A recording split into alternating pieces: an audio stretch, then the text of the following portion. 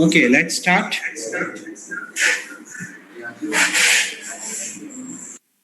Good morning sir. Good morning. मेरी voice audible है सबके लिए? Yes sir. Okay okay, we are talking about MySQL। जैसा मैंने कहा हमें कि today will start with MySQL, basics of MySQL।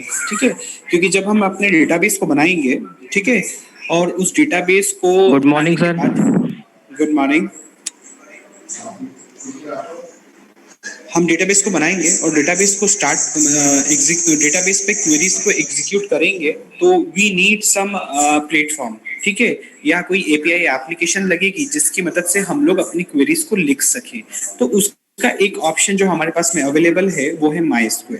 ठीक है, जैसे यहाँ पे लिखा है, MySQL is the most popular open source relational SQL database management system. देखो, उसने पूरा उसको एक्सप्लेन करने की कोशिश की। उसने बोला it is an open source popular open source. अब ये open source popular open source का मतलब क्या हुआ?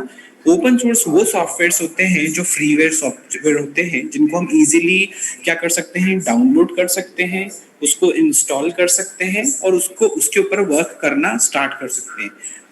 These are called as open source. ठीक है, ओपन सोर्स रिलेशनल एसक्यूएल। अब उसने ये इसमें एक और वर्ड जोड़ा है कि ये एक ऐसा open source relational SQL database management system है। मतलब ये क्या है? रिलेशनल डेटाबेस मैनेजमेंट सिस्टम या relational SQL database management system. Relational क्यों? Because we are using table formats, ठीक है, to write SQLs in the database management system. इसीलिए इसको बोला बोला जाता है it is an open source relational SQL database management system. ठीक है, ये समझ में आई लाइन? Yes sir. ठीक है, okay. Yes sir. MySQL is, देखो, MySQL को लिखने का भी एक तरीका होता है। देखो, उसने पहले M कैपिटल लिखा है, Y स्मॉल है, फिर S जो है वो अगेन इट इज कैपिटल। ठीक है, Q is capital and L is capital. अधिकतर बच्चे क्या करते हैं, जब पूछा था, बेसिकली ये क्वेश्चन भी क्या होता है, प्लेसमेंट में पूछा जाता है, can you please right MySQL on paper? तो बच्चा क्या लिखता है, M कैपिटल लिखता है, फिर Y SQL को स्मॉल में लिख देता है। ठीक है, तो इट इज नॉट दैट। हमको इसको लिखने का भी फॉर्मेट पता होना चाहिए कि इसको लिखते हैं। इसके बाद इसके साथ में वर्जन जुड़ा हुआ रहता है। अभी तो मैं केवल MySQL के बारे में बता रहा हूँ, फिर हम MySQL का कौन सा वर्जन पे काम करेंगे, हम उसको डिस्कस करेंगे। ये समझ में आया सबको? यस सर। Okay. Sir. MySQL is one of the best RDBMS being used for developing various web-based software application. देखिए, बहुत सारी तरह की, जैसे आप लोग अभी BCA या BSc से आए हैं, तो आप लोगों ने माइनर प्रोजेक्ट्स बनाए हैं। कुछ लोगों ने कुछ और अच्छा काम किया होगा तो मेजर प्रोजेक्ट्स की तरफ गए होंगे। ठीक है, मेजर प्रोजेक्ट्स की तरफ गए हुए हैं। एक सेकंड होल्ड करो, मेरा लेक्चर चल रहा है, एक घंटे बाद। है ना, वो किसकी तरफ गए होंगे? सॉरी, मैं क्या बोल रहा था? Major project. हाँ, आप लोग के जो मेजर प्रोजेक्ट्स चल रहे हैं, मेजर प्रोजेक्ट्स पे आप लोगों ने काम किया होगा, तो उसके अंदर might be possible you might have used, ठीक है, MySQL एज योर डेटाबेस या एज योर बैकएंड। अब मैं एक वर्ड यूज कर रहा हूँ, बैकएंड। आप लोग सब लोग वाकिफ होंगे दो वर्ड से, फ्रंट एंड और बैकएंड। कुछ लोग होते हैं जो फ्रंट एंड पे काम करते हैं, कुछ लोग होते हैं जो बैक एंड पे काम करते हैं। एक समय के बाद जाके आप लोग अपना डोमेन सिलेक्ट कर लेते हो, ठीक है। आप में से कुछ लोग होंगे जो फ्रंट एंड पे काम करेंगे, कुछ लोग ऐसे होंगे जो किस पे काम करेंगे, बैक एंड पे। फ्रंट एंड पे काम करने के लिए वी हैव डिफरेंट जो लैंग्वेजेस पे काम करते हैं, सी, सी प्लस प्लस, जावा, या जो इंटरफेस डिजाइनिंग पे काम करते हैं, they are called as front end developers.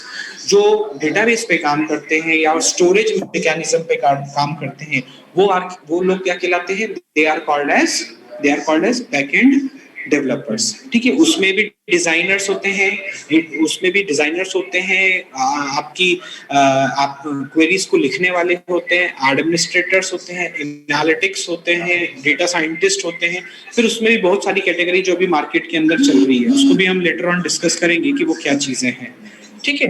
तो आपको अपने एरिया के हिसाब से आप एक समय के बाद चुनते हैं। अभी हमारे पास जो सब्जेक्ट है that is database management system, उसमें हम लोग ये मान के चल रहे हैं कि we all want to become a backend developer. हम सब लोग क्या बनना चाहते हैं? बैकएंड डेवलपर बनना चाहते हैं। अब हम बैकएंड डेवलपर बनना चाह रहे हैं, तो हमें किसी एक बैकएंड टूल पे काम करना पड़ेगा, एक बैकएंड एपीआई टूल पे काम करना पड़ेगा। तो वो बैकएंड एपीआई टूल कौन सी है? Relational database management system, which we will be using will be MySQL। समझ में आया ये? Yes sir. ओके अब इसमें अंदर लिखा होता है एक word, web based software application, ठीक है। ऐसा बोला जाता है कि जो MySQL होता है वो web based application, web based software application पे काम किया जाता है, बहुत अच्छा यूज होता है। देखो, एक होता है आपका डेस्कटॉप एप्लीकेशंस, है ना, जो आपकी स्टैंड अलोन एप्लीकेशंस होती हैं, और एक होती है वेब बेस्ड एप्लीकेशन।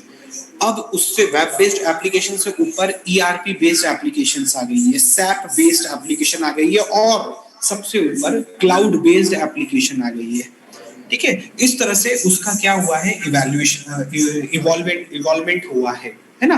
पहले हम लोग डेस्कटॉप एप्लीकेशंस पे काम करते थे, फिर उसके बाद हम लोग इस पे चले गए, वेब बेस्ड एप्लीकेशंस पे चले गए, वेब बेस्ड से अब हम लोग इसके ऊपर चले गए हैं। अब उसको मिक्स करके हम लोग सीधे हाइब्रिड पे काम करते हैं, क्लाउड बेस्ड एप्लीकेशंस। हम किस पे काम करते हैं? क्लाउड बेस्ड एप्लीकेशंस पे काम करते हैं। ये समझ में आया?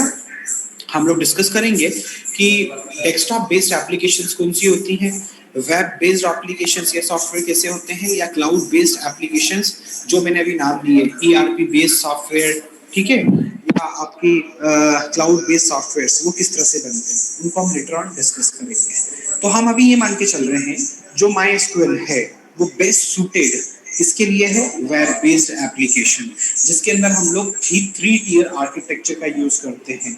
जैसे आप लोग अपनी वेबसाइट डेवलप करते हो, तो हम लोग क्या करते हैं? वेबसाइट बनाते हैं, किसी एक सर्वर पे जाते हैं, उस सर्वर पे उसको इंस्टॉल करते हैं, उसके बाद उसको पब्लिश करते हैं, उस वेबसाइट को पब्लिश करते हैं, पब्लिश करने के बाद उस होस्ट से उसको एक्सेस करने की कोशिश करते हैं। तो वो जो एक्सेसिबिलिटी है, उस टाइप के एप्लीकेशन को हम लोग बोलते हैं वेब बेस्ड एप्लीकेशन। हमने उसको वेब पे जाके किसी सॉफ्टवेयर का यूज करके उसको पब्लिश किया है। Now we all are, hello, मेरी आवाज आ रही सबको? Yes sir. Yes sir. Sir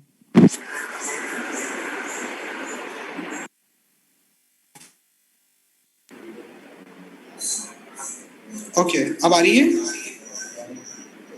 yes सर। Okay.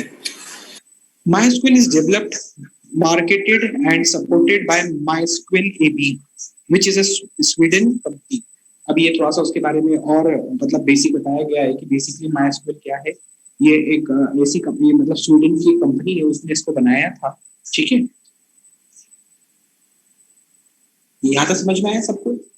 ठीक है, ओके, यस सर। ठीक है। अब वापस है, क्योंकि अभी तक हमने डेटाबेस का एक बहुत प्राइमरी या फंडामेंटल डेफिनेशन पढ़ी थी, ठीक है, अब हम वापस से डेटाबेस को थोड़ा सा और टेक्निकली साउंड समझने की कोशिश करेंगे। ठीक है, what is database?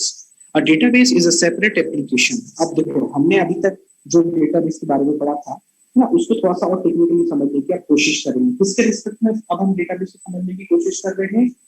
Relational database management system के अंतर्गत अब हम व्हाट इज डेटाबेस को समझने की कोशिश कर रहे हैं कि एक डेटाबेस, एक रिलेशनल डेटाबेस मैनेजमेंट सिस्टम में क्या होता है या उसका क्या रोल होता है। ठीक है, जैसे यहाँ पे लिखा हुआ है, a database is a separate application. देखो, डेटाबेस मैनेजमेंट सिस्टम के अंदर, ठीक है, एक डेटाबेस क्या होता है? एक सेपरेट एप्लीकेशन होती है जिसका काम क्या होता है? To store a collection of data. अगर मुझे किसी कलेक्शन ऑफ डेटा, ठीक है, विच इज हेट्रोजीनस और होमोजीनस, और इट इज बोल सकते हैं स्ट्रक्चर्ड डेटा और अनस्ट्रक्चर्ड डेटा, तो मुझे स्टोर करना हो तो आई नीड अ डेटाबेस। ठीक है, मुझे क्या लगेगा? अ डेटाबेस लगेगा। तो हम बोल रहे हैं कि जो डेटाबेस होता है, it is a separate application which is used to store the collection of data. Each database has one or more distinct APIs। अब एक डेटाबेस के अंदर वो क्या बोल रहा है? एक डेटाबेस मैनेजमेंट सिस्टम के अंदर बहुत सारे डेटाबेसेस हो सकते हैं, ठीक है, which has one or more distinct APIs। और उसके ऑपरेशन को मैनेज करने के लिए मेरे पास में कुछ API हो सकती हैं for creating, for accessing, for managing and for searching. इस तरह के कुछ ऑपरेशन होते हैं जो हम डेटाबेस पे क्या करते हैं? ऑपरेट करते हैं। डेटाबेस पे हम ये ऑपरेशन क्यों यूज करते हैं? बिकॉज हमने कोई डेटा को स्टोर किया है, तो डेटा को किस तरह से स्टोर करेंगे, डेटा को स्टोर डेटा को किस तरह से निकालेंगे, स्टोर डेटा पे हम किस तरह के अल्टरेशन या मॉडिफिकेशन परफॉर्म करेंगे, ठीक है, और लास्ट में हम उसको किस तरह से सर्च करके मैनेज करेंगे। तो ये सब चीजें हम कहाँ पे देखते हैं? डेटाबेस के अंदर देखते हैं। डेटाबेस समझ में आया? Yes sir. ओके, पहले जो हम डेटाबेस यूज कर रहे थे, जब हमारे पास रिलेशनल डेटाबेस मैनेजमेंट सिस्टम नहीं आया था, तो we have some different types of database जो हमारे लिए अननोन थे, ठीक है, लेकिन हम डेटा को स्टोर करते थे, which is known as files. ठीक है, हम लोग पहले तो डेटा स्टोर करते थे, ठीक है। अब जैसे आपके ऑपरेटिंग सिस्टम में के अंदर कोई डेटाबेस होता है क्या? होता है, लेकिन वो जो डेटाबेस होता है, वो डेटाबेस कौन सा होता है? फाइल सिस्टम, जिसको आप फाइल एलोकेशन टेबल बोलते हो। उसके माध्यम से आपका डेटा आपके सेकेंडरी स्टोरेज में जाके स्टोर होता है, ठीक है। दूसरा एक और जो मतलब जो सिस्टम पहले यूज होता था to store data, they are hash tables, ठीक है। इन मेमोरी हैश टेबल्स बनाए जाते थे मेमोरी के अंदर। ऑपरेटिंग सिस्टम का उसका रोल होता था, ऑपरेटिंग सिस्टम क्या करता था? हैश टेबल्स बनाता था जिसके अंदर हम अपने डेटा को स्टोर करते थे। तो वो एक लेगेसी सिस्टम था जिसके अंदर हम अपने डेटा को फेच करने का काम और स्टोर करने का, राइट करने का काम करते थे, ठीक है। Nowadays we use relational database management system, लेकिन अब हम उसकी जगह पे फाइल सिस्टम की जगह पे हैश टेबल्स की जगह पे क्या यूज करते हैं? हम लोग relational database management system use करते हैं। अगर मुझे किसी सॉफ्टवेयर डेवलपमेंट का काम करना है या सॉफ्टवेयर ऑपरेटेड एप्लीकेशन को डेवलप करना है, तो मैं फाइल सिस्टम या हैश टेबल का यूज नहीं कर सकता, ठीक है। अब उसके लिए एक सेपरेट एंटिटी तैयार हो गई है जिसको हम लोग बोलते हैं database management system, relational database management system, ठीक है। To store and manage huge volume of data, हम उसका रिलेशनल डेटाबेस मैनेजमेंट सिस्टम का यूज क्यों करते हैं? टू होल्ड और टू मैनेज और to store huge volume of data, ठीक है। इसको यहाँ पे मैं स्टॉप करके थोड़ा सा और एक आगे चलने की बात करने की कोशिश करता हूँ। अब जो ये ह्यूज वॉल्यूम ऑफ डेटा है ना, ये दो प्रकार का हो सकता है। फिर मैं वही बात रिपीट कर रहा हूँ, ध्यान से सुनिएगा। ये जो ह्यूज वॉल्यूम ऑफ डेटा है, ये दो प्रकार का हो सकता है। एक हो सकता है स्ट्रक्चर्ड डेटा और दूसरा हो सकता है अनस्ट्रक्चर्ड डेटा। इन दोनों को मिक्स करके टर्मिनोलॉजी आप लोगों ने सुनी होगी, which is known as big data। सुना है आपने बिग डेटा?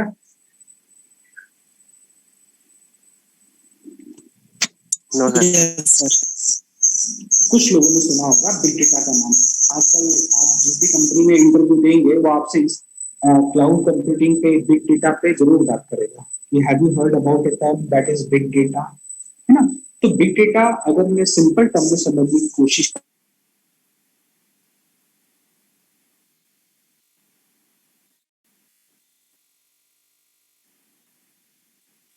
है ना, बिग डेटा मतलब क्या हो गया? Volume of data. Big data, big data को हम इसको बहुत सिंपल टर्म में क्या बोलने की कोशिश कर रहे हैं? वॉल्यूम ऑफ डेटा, है ना। अब ये वॉल्यूम ऑफ डेटा मतलब सर आपकी वॉइस नहीं आ रही है। सर आपकी वॉइस बहुत स्लो आ रही है, थोड़ा सा लाउडली बोलिए। सॉरी, वॉइस आई नहीं रही है आपकी। अब वॉइस आ रही है? हाँ सर अब आ रही है। ओके, हम बात कर रहे हैं वॉल्यूम ऑफ डेटा। इस वॉल्यूम ऑफ डेटा टर्मिनोलॉजी का यूज आज की तारीख में किस लेवल पे होता है हम उसको समझने की कोशिश कर रहे हैं। वॉल्यूम ऑफ डेटा को हम लोग बिग डेटा बोलते हैं आज की तारीख में। और ये बिग डेटा बेसिकली होता क्या है? It is basically a collection of structured and unstructured data. ये समझ में आया सबको?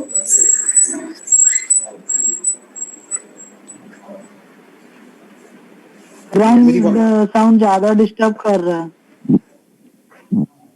क्या कर रहे सर हैं? वॉइस प्रॉपरली नहीं आ पा रही है आपकी।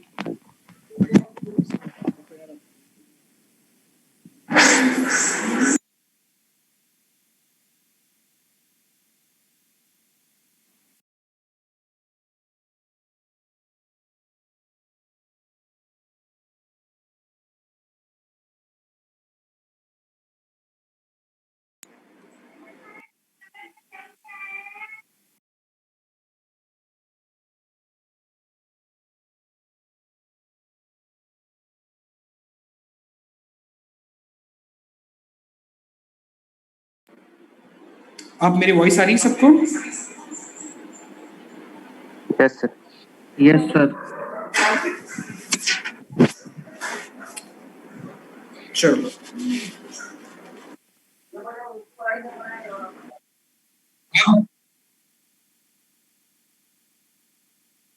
आप चेंज हुआ कुछ? No sir. ओके,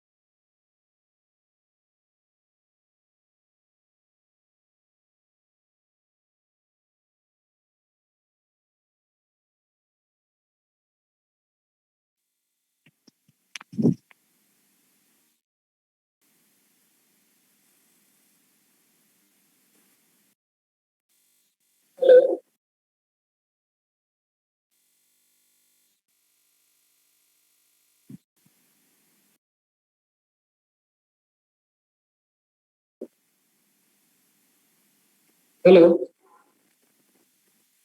मेरी वॉइस आ रही है? यस सर आ रही है। This is called relational database because all the data is stored into different tables and relations which are established using primary keys or other keys known as foreign keys. जब हम लोगों ने टेबल्स और relations की बात करी थी तब हमने कुछ कंस्ट्रेंट्स को लेके डिस्कस करने की कोशिश की थी। कंस्ट्रेंट्स मतलब कुछ सेट ऑफ रूल्स थे जिनको हम एम्प्लॉय करते थे, ठीक है, उन टेबल्स के डेटा को एक्सेस करने के लिए, ठीक है, या स्टोर करने के लिए, प्रॉपर्टी स्टोर करने के लिए। क्यों? क्योंकि हम चाहते थे कि टेबल्स के अंदर जो मेरा रिकॉर्ड्स स्टोर हो वो डुप्लीकेट नहीं हो, इनकंसिस्टेंसी वाली प्रॉब्लम नहीं हो, रिडंडेंसी की प्रॉब्लम नहीं हो। इसको दूर करने के लिए हमारे पास में कुछ कंस्ट्रेंट्स थे। जैसे पहला कंस्ट्रेंट के बारे में जो हमने डिस्कस किया था एग्जाम्पल के अंदर, हमने जो देखा था दैट इज प्राइमरी की। हमने क्या देखा था? प्राइमरी की, प्राइमरी की, फॉरेन की, यूनिक की, इस तरह के कुछ कंस्ट्रेंट्स को हम लोगों ने नेम के पॉइंट ऑफ व्यू से देखा था कि हाँ इस तरह की कुछ प्राइमरी कीज या फॉरेन कीज या यूनिक की का हम यूज करते हैं to pick the data from the table, from the database to front end interface, है ना। हम फ्रंट एंड इंटरफेस पे डेटा को जो पिक कर कर लाते हैं, कहाँ से? डेटाबेस से। वो किसकी मदद से लाते हैं? एसक्यूएल की मदद से लेके आते हैं। एसक्यूएल को हम लिखते हैं, किस तरह से लिखते हैं? जैसे आप लोगों ने लैंग्वेजेस लिखी हैं अभी तक सिंटेक्स का यूज करके, उसी प्रकार से एसक्यूएल भी एक सिंटेक्स, स्ट्रक्चर्ड क्वेरी लैंग्वेज, एक स्ट्रक्चर्ड क्वेरी लैंग्वेज है। जैसे आप लोगों ने C++ पढ़ी है, ठीक है, वो काय के लिए यूज होती है? For designing the interface. अब डिजाइनिंग द इंटरफेस करने का काम करने के लिए हमने पास में कुछ लैंग्वेज है। कौन कौन सी? C++, Java, Perl, Python, R language, इस तरह की बहुत सारी आपकी लैंग्वेज आ गई हैं। उसी प्रकार से डेटाबेस की भी एक लैंग्वेज होती है जो डेटाबेस से डेटा को पिक करने का काम करती है। वो लैंग्वेज को हम बोलते हैं स्ट्रक्चर्ड क्वेरी लैंग्वेज, शॉर्ट में हम उसको एसक्यूएल, ठीक है। उस एसक्यूएल के अंदर हम जब डेटाबेस से डेटा को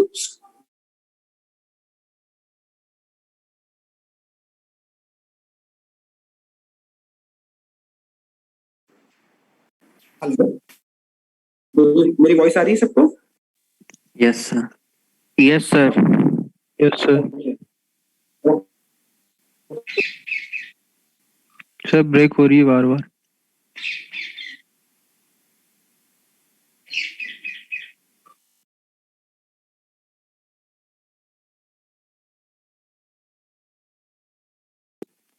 कोई क्वेरी थी किसी के पास?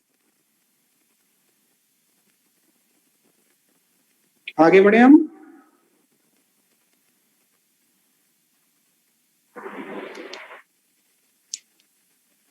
ठीक है, हम लोग क्या देख रहे थे? प्राइमरी की और फॉरेन की को देख रहे, ठीक है। यहाँ तक किसी को कोई क्वेरी है तो मुझे पहले पूछो, फिर हम इसके बाद प्राइमरी की और फॉरेन की को थोड़ा सा समझेंगे कि व्हाट इज प्राइमरी की एंड फॉरेन की।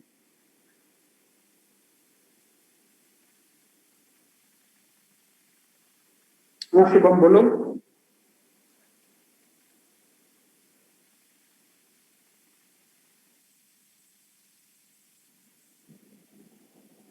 क्या बोल रहे हो?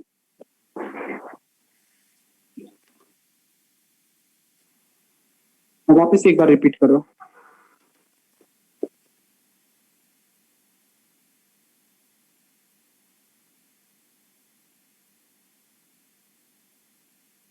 देखो जी, स्ट्रक्चर्ड क्वेरी लैंग्वेज के अंदर प्रॉपरली डेटा को पिक करने के लिए हमारे पास कुछ टर्मिनोलॉजीज हैं, ठीक है। उनमें से एक प्राइमरी की है, दूसरी फॉरेन की है, तीसरी यूनिक की है, चौथी कंपोजिट की है। इस तरह की कीज होती है, ठीक है। जैसे हमने एक एग्जांपल लिया था जिसके अंदर हम student ID, student name, student age, है ना, इस तरह की कुछ एट्रीब्यूट्स डिफाइन किए थे टेबल के अंदर, जिसके अंदर हमने एक अंडरलाइन करा हुआ एक था स्टूडेंट आईडी, जिसको मैंने कहा था कि student ID is your primary की, है ना। याद आया आप लोगों को? है ना। तो वो जो स्टूडेंट आईडी था दैट इज योर प्राइमरी की, है ना। डेटा को जब हम स्ट्रक्चर्ड क्वेरी के अंदर उस प्राइमरी की मदद से हम लोग उस रिकॉर्ड को पिक करने का काम करते हैं।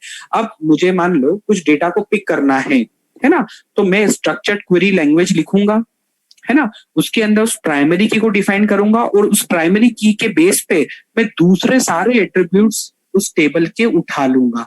नहीं तो मुझे क्या करना पड़ेगा, उस क्वेरी लैंग्वेज के अंदर उस टेबल के नेम को मेंशन करना पड़ेगा, उसके उस टेबल के अंदर जितने भी एट्रीब्यूट्स है उन सबको मेंशन करना पड़ेगा, और फिर मेरा डेटा उठेगा।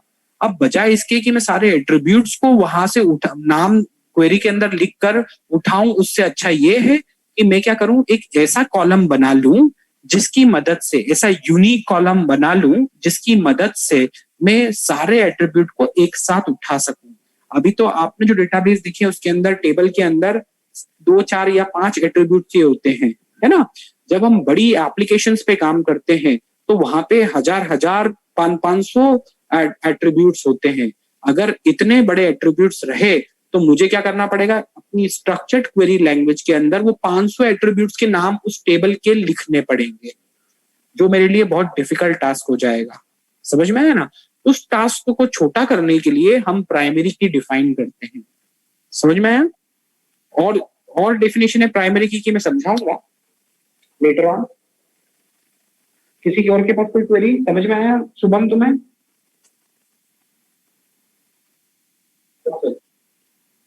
चलिए अभी ये लेक्चर कंप्लीट होगा, उसके बाद हम 10 मिनट का ब्रेक देंगे और फिर वापस स्टार्ट करेंगे।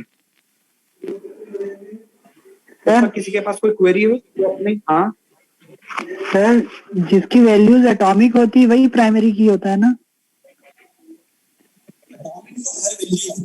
डेटाबेस के अंदर हर कॉलम की जो वैल्यू होती है वो एटॉमिक होती है। हम ऐसा नहीं कि किसी एक कॉलम की वैल्यू को एटॉमिक बना दें और बाकी की नहीं बनाए। रिडंडेंसी तो फिर भी जनरेट हो जाएगी अगर तुमने केवल एक कॉलम पे काम किया है। देखो